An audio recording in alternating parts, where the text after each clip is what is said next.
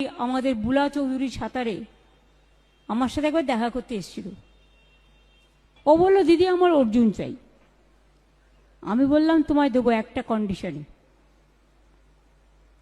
তুমি 8 মাস প্রেম টেম করবে না, 8 মাস কমনওয়েলথ গেমসে তোমাকে 8টায় 6টা জিততে হবে, তুমি নিশ্চয়ই পাবে।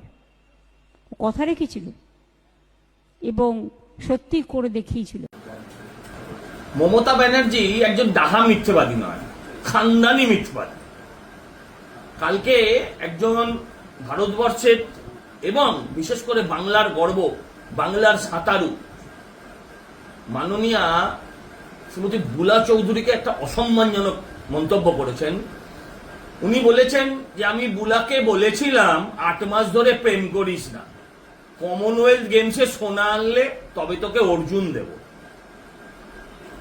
মুখ্যমন্ত্রী, আপনার হয়তো জানা নেই, আপনি ওই এমপিদের ক্রিকেট টুর্নামেন্টে ম্যান অফ দ্য ম্যাচ বা ম্যান অফ দ্য সিরিজ কিভাবে হয়েছিলেন সেটাও আমি জানি না, কিন্তু আপনার জানা নেই ভারতবর্ষে ওই কমনওয়েলথ গেমসে আজ অব্দি কোনো ভারতীয় সাঁতারে সোনা পায়নি বা কোনো পদক পায়নি সম্ভবত। 1, 2, বুলা চৌধুরী সাফ গেমসে সোনা পেয়েছিলেন অনেক, প্রায় 10টা, দুটো সাফ গেমস মিললে ওনার প্রায় 10টা সোনা পাওয়া যায়। কিন্তু আপনি কি বললেন যে অর্জুন পুরস্কার আমার কাছে চাইতে এসেছিল, আপনি তাকে পরে পুরস্কৃত করেছেন, তখন আপনি ক্রীড়ামন্ত্রীও ছিলেন না, আর আপনি পুরস্কারটাকে অসম্মানিত করেছেন। মানে একজন ক্রীড়াবিদ চাইলে পুরস্কার পাওয়া যায়, একজন মন্ত্রীর ইচ্ছে হলে পুরস্কার দেওয়া যায়, এই জিনিসটাকে আপনি বাজারে প্রমাণ করতেছে বা বলে আপনি পুরস্কারের অসম্মান করেছেন, একজন খেলোয়াড়ের অসম্মান করেছেন।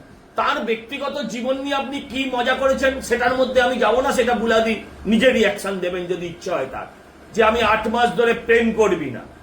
আপনার পরিবারে তো শুধু প্রেম ছাড়া, আপনার দলে আর প্রেম ছাড়া কিছু নেই। আপনি ভাইপোর বউদের বলেন প্রেম করতে, ভাইয়ের বউদের বলেন প্রেম করতে, আপনার ওই শোভন বৈশাখীকে বলেন প্রেম করতে, সবাইকে শুধু প্রেম প্রেম আর প্রেম। কিন্তু খেলাকে নিয়ে, ক্রীড়াকে নিয়ে, হ্যাঁ, এরকম একজন খেলোয়াড়কে নিয়ে এবং বাংলার একজন কৃতি সন্তানকে নিয়ে এরকম খেলা করার অধিকার আপনাকে বাংলার মানুষ দেয়নি। আপনাকে ধিক্কার জানায়।